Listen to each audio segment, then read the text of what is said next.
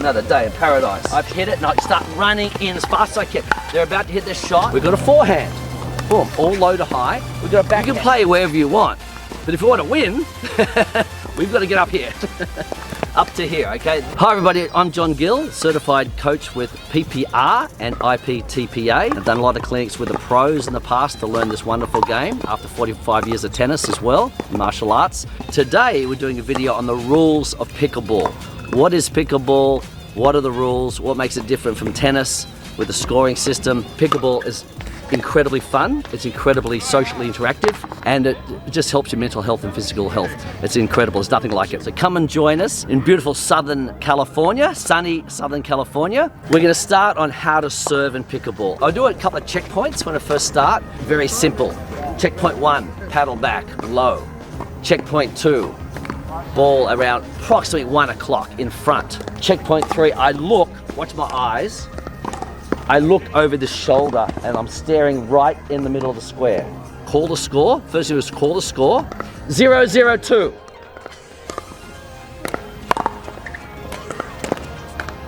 All right, so I'm really focusing. I'm taking my time. A piece of advice when you're starting pickleball, there's a lot going on. There's a lot of ball engagement, which is great. That's why everyone loves it so much. There's people walking past, there's people saying hello. You can easily lose concentration. So one thing you can take your time on is the serve. You've actually legally got 10 seconds. You probably don't need that much. I think they fall asleep by then. Don't do this. 0-0-2, and then just rush. Don't do that, okay? Just from here, serve 0-0-2. All right? Now, the big question in pickleball is how many times you're allowed to let the ball bounce? That is one. That's why I'm the returner serve, I'm returning the serve. I have to let it bounce, obviously. That's my advantage. That's when I can come in, run in, get to the kitchen zone. My partner's already there, all right, on the return. I come up. Now, often you can't get up that quickly, so you may have to play for the transition area. There's no man's land like tennis. This is the transition zone. I can play from here, but don't stay. So, for example, say you're slow, like the opponent's hit a really deep serve. I've hit it and I start running in as fast as I can. They're about to hit their shot. I do my split step. I may be here, that's okay. That's okay. And I'll volley it, and then I'll come back up to here very quickly after that I hit that shot. This area here is the non-volley zone, known colloquially as the kitchen. Maybe because kitchen's around 7 foot wide. I don't know. I think my kitchen's about the same size. Okay, so it's colloquially as the kitchen. Don't step in the kitchen if you're on a diet. The big question is, when can you step in on non-volleys? There's some beginners get a bit mixed up with this. They think, oh, I can't go in, you know. You can, as long as the ball bounces. And I do a dink, for example. If it bounces in there, I can step in, but I wouldn't want to stay there. You don't stay there because I'd lose the point if they hit me, obviously, so I have to get back. So you dink or drop like this and back. I call it ABR, always be ready. Why is it important to get to the non-volley zone kitchen line as quickly as possible? It's called law of angles. If somebody's hitting a shot like this, for example, down, am I better hitting it here and I'm about 3 inches behind the line, or am I better hitting it here? What's the better shot? Obviously here. I can do a lot more with it. I can punch that one, I can roll that, I can roll it here. Down here's a very tough shot. That's where you want to hit at people's feet if they're a bit slow to come in. You can play wherever you want, but if you want to win, we've got to get up here. Up to here, okay? This is where it's won. Much more chance of 2 people winning a point up at the non-volley zone kitchen line than there is 2 people back. It's hard to know the exact percentages, but I'd say around 80-20, depending on how the levels of the players. I will upload a strategy video in the future, so check out that as well.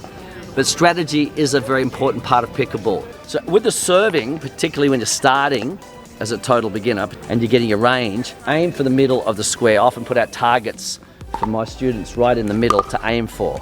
So it gives a margin of error. So if a drop serve particularly, I'm taking my time, 0-0-2. I'm just here at 1 o'clock, checkpoint 1, paddle back, below, low, low to high. So I'll also generate top spin that way as well. Checkpoint 2, round about 1 o'clock, I'm staying behind the line, Checkpoint 3, I look to the square. Checkpoint 4, I watch contact. And then get ready. All right? Very, very simple action. And this is something, the good thing is you can practice this on your own with the basketballs as much as you can. The other good practice is wall practice. Get on a wall and practice against the wall and practice all your shots. So any questions about the serve? Let me know in the comments. Serving, we always start on the right. So if I started the match, for example, I would be 0-0-2. My score, their score, and I'm second server. There's too much of an advantage if we start the game with 2 serves. Now in pickleball, this is called the odd court. The left is the odd court and the right is the even. So we always start the right to start with, all right? As the MLP is different, you'll notice that when you watch that as well, compared to PPA events and APP events and WPA events, etc. So it's 0-0-2, and I call it quite clearly, 0-0-2. Just pause. I'll visualize where I want it to go. At the beginning, I suggest to beginners to aim right for the middle of the box, just to give yourself a margin for error. Later on, you can do directional serving, or aim more to their backhand or forehand, or vary my serve, etc. So initially, I would suggest take your time, aim for the middle of the box. So then I win the point, for example. So that's 1-0-2. And I come across here and I serve, my partner goes the other side. So I've just won the point. Now it is 1-0-2. I'm still the second server because I'm just starting. 1-0-2. We play the point. This time my team lose the point. So that's called side out. So you can only score on a serve. That's called side out scoring. So basically I can serve, I win the point, I get the point. If my opponents win the point, they either get the second server, serves, or it could be side out where they get an opportunity to serve and win the point. There's also rally scoring coming in MLP style, where there's everyone wins a point. You know, it's similar to tennis where everyone wins a point back and forward. So they're the 2 types of scoring.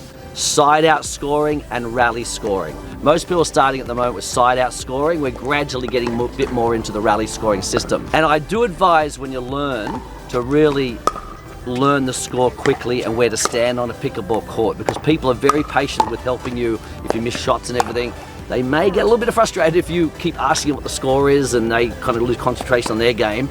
So learn the score. The way I advise this is to watch videos like this on how to score, and also watch professional matches and try and call the score before the referee does. That really help you understand the score and where everyone's standing. Right now, we'll show you all the different types of shots. Of course, you've got your serve, right? Starting off behind the line, your serve, either the drop serve or out of the hand serve. We've got a forehand, boom, all low to high. We've got a backhand, whether it's a double hander, a one hander. Then we come in, we've got a volley. We split step, punch volley, like punch, volley, or block, volley. They're very simple action, just a wrist take back and boom. None of this big swings. We have a rolled volley or top spin volley. From here, a slow to medium balls is a good on. They come up and I roll the ball. That's where the ping pong comes in. You know, in ping pong or table tennis, we're doing this action. That's where that comes in. And there's a little bit of wrist involved there too. Not floppy wrists, it's a little bit of wrist involved in the top spin roll volley. So it's here, boom. And I'm stable, I'm down, I'm not pulling up. I'm keeping the head close to it, watching it, and getting it as early as possible without falling in the kitchen. So here, roll it, roll it, roll it, okay? So that's called a top spin or rolled volley. Very important part of the game, particularly now these paddles are getting a little more spin on them, more power. The opportunity there is to get the ball low at the opponent's feet to get them to pop up. So me and my partner have that nice little put away. That's when I take a bit more of a swing on those, but it's not back here. It's back here and I can punch it down like there, I can punch it, I can smash overhead. And when you do this, you must step back. You know how you slide here, or shuffle step here at the non-volley zone, and step back, and we can slide back to a smash, slide on. That's exactly the same form as tennis. The other point is watch the ball hit the paddle. The famous Roger Federer from tennis says he sees, watch my eyes, he sees the paddle hit the ball. And you watch Roger Federer in slow motion, watch this. He keeps the head there, then he looks up. He doesn't do this, and a lot of beginners tend to do this. And they want to see where the ball's going. And they wonder why it's gone out, because they've pulled their whole paddle up, or racket in tennis, for example, and and they're pulled up. Head down. This head here, as close to this head as possible. That's why I still like protective glasses, sunglasses during the day, protective glasses, so just in case it clips and hits you off there. Make sure that you're wearing safety glasses or goggles so that you can really watch the ball onto the paddle. That's the key.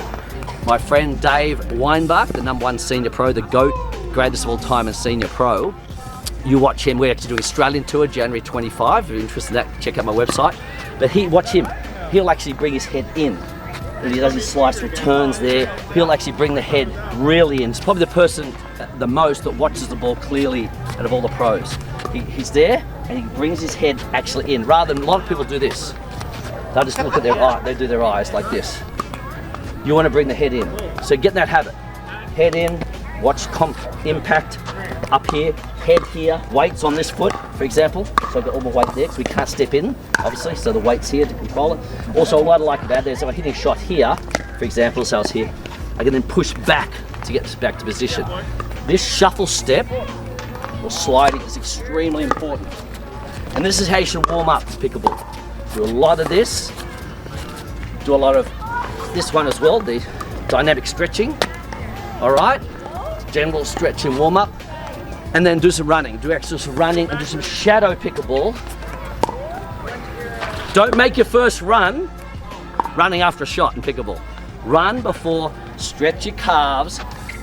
This is a very important part of pickleball, how to warm up as well. And don't let people say, oh, use my first game as a warm up. No. You must warm up as you get to the court. And don't say, oh yeah, but I went to the gym this morning and had a workout. That's not a warm up. You must warm up directly before you play pickleball. Okay, everybody, so it's a safety issue as well. If you'd like some lessons with myself and my doubles partner, Scott Aquino, we just won the WPA World Championships, open doubles against the young ones, come and join us. We teach at Long Beach in California. We have camps, clinics, private lessons, also put on tournaments at World Pickleball Association. So check out the link below, theworldpickleballassociation.com, and come and join us for some camps or just some general tournaments and fun. This wonderful game. I'll see you on the court.